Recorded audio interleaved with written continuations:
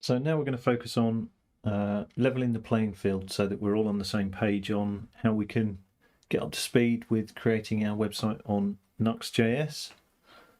So I've got Visual Studio Code open here with my created static site that we created previously. So just so that we can see where we're up to with this, we can start the site.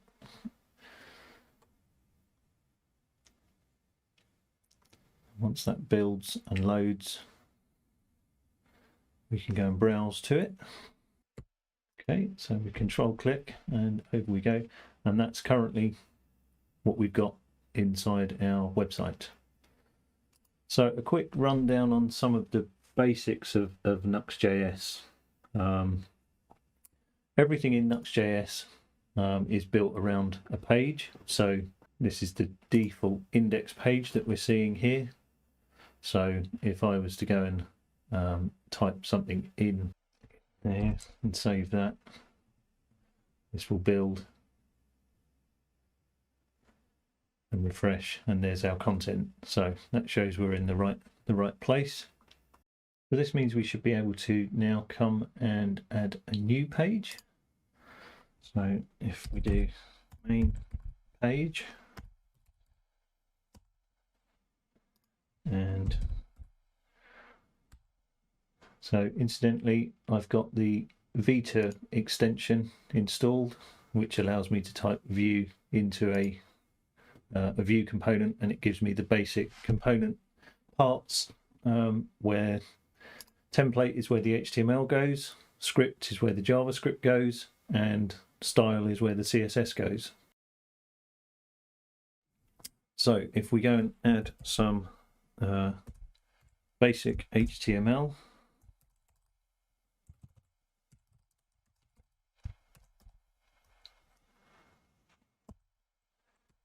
save that, that will rebuild because that's still running down there, and then I can come over here and ask for main page, and it gives me main page.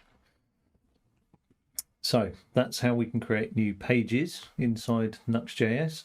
And as you'll see here, there are some extra parts. Even though I only put in an H1, we've still got a menu up here, and we've got a footer down here. So where is that coming from? So that's coming from layouts. So if we go and look at the layouts, there is a default layout, and that's basically where all of this boilerplate is coming from. So just like with pages, we can come into the layouts, we can create a new page.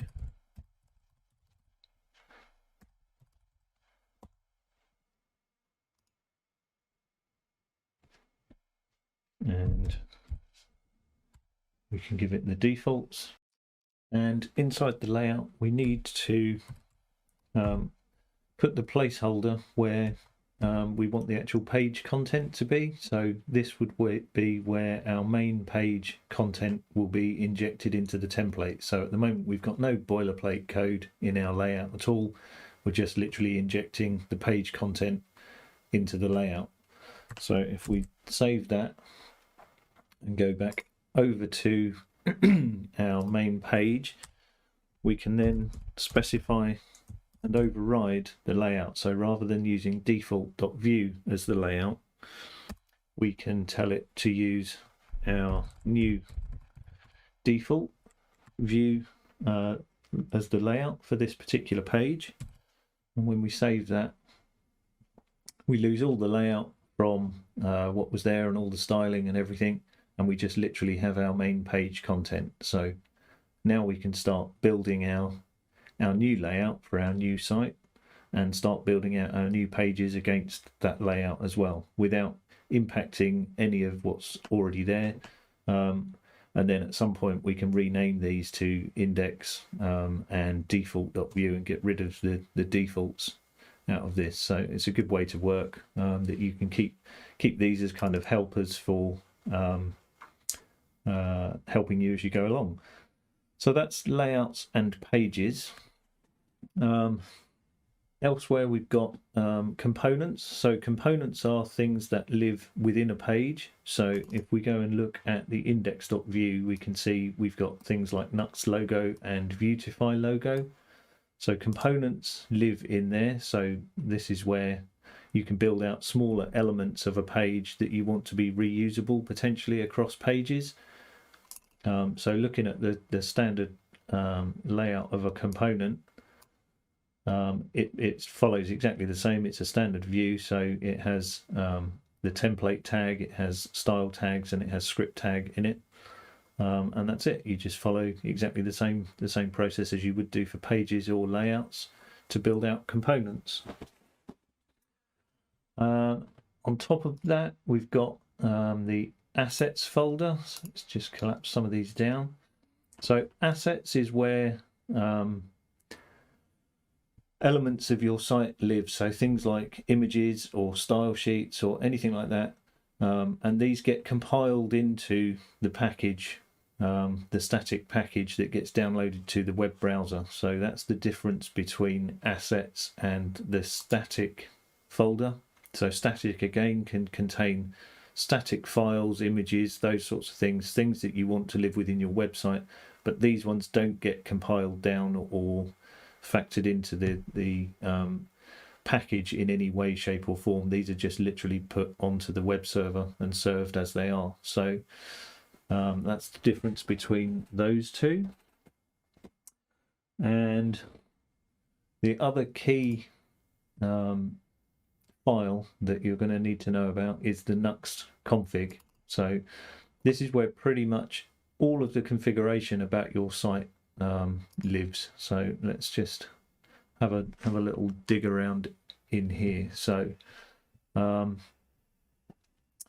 head property is where everything that lives inside the head element of your HTML page lives. So this is where things like the title of each page will live, and any default meta tags that you want. This is where the favorite icon for the website comes from. So when we go and look over here, this is where this icon lives. So we actually want to make a few small tweaks in here. So there's a server property, as it said on the Nuxt documentation, that lives inside the Nuxt.js config. So we actually want to copy this, and we'll put this in ours. And this just fixes the port by default, so that it doesn't use some random port, and it also opens the website up to not just on localhost, but to it's listening on all incoming traffic to your particular server. So if you try to access your remote site from a remote server somewhere, you'll need to do this because you won't be able to reach it using localhost. So we are just going to go and add this in here, and we'll stick with the default for now, but we'll open it up across everything. So if we save this and restart, and I'm missing a comma, restart that again, we'll see pretty much no change. It still starts, other than, as you can see, it's now starting on the IP address of this particular machine, whereas before it was on localhost. But I should still be able to just go and refresh and still access it on localhost, or I can come in and access it this way, which should give me another tab, but via the IP address. So, and this only gives you the default. It sets port 3000 as being the default. So if I was to go and open up another command prompt in this folder and npm run dev and start another instance of this site, you'll see that it will start on a totally randomized port. So always something to be aware of, that 3000 is already running. So if you find that your site is running on a different port, then it means that something is using the default one that you're asking for. So just something to bear in mind. The other thing that we want to just quickly have a look at is global CSS.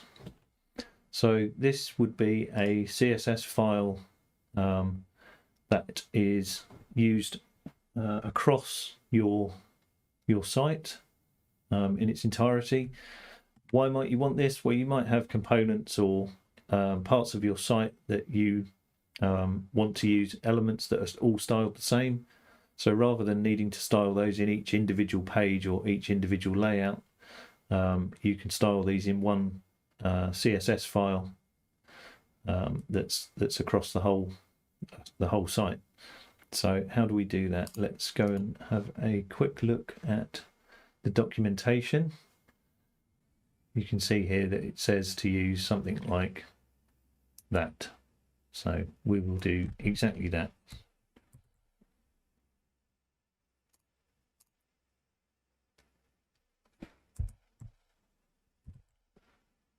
So we'll put that in there, and then we'll go over to the assets and we'll create a folder called CSS. And in that folder, we'll create a main CSS. We just put some placeholder class in here.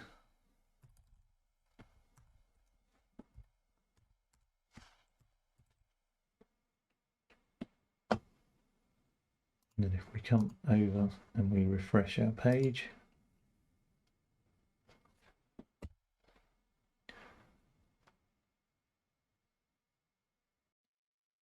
we can see our placeholder CSS has actually been pulled into the site there. So that's global CSS. Page titles is the next thing that we need to go and have a quick look at. So back over in Nuxt.js config, you can see here that there's a title template that's taking a string placeholder and then appending my test SSG onto it. So over in our site, that's why we're getting my test SSG, my test SSG being repeated up here. So if we wanted to get rid of that and just have the page title, we could get rid of that so that it's just the title of the actual page. And if we come over and we refresh this, we should see one of those disappear.